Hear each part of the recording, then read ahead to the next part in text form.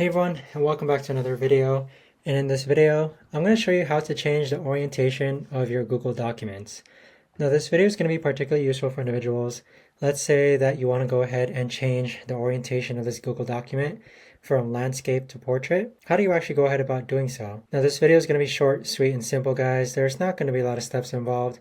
So in order to do this, what you're first going to do is click onto a Google document. And the next thing that you're going to do is you're going to click on Format, and then you're going to click on Page Orientation. Now when you click on Page Orientation, you can actually select the content that you want the orientation to differ, or you can select the whole document. So notice how there's two orientation formats where you can choose portrait. It's just going to be vertically aligned. And then this is the normal default way that Google Documents are set up.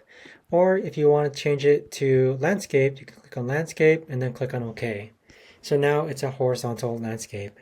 But that right there, guys, is the best and easiest way that I know of to actually go ahead and change the orientation of your Google Documents. If you guys know of a better or easier way to actually do this, let me know in the comments down below. I would love to know. Thanks so much for watching, everyone, and I'll see you guys all in the next video.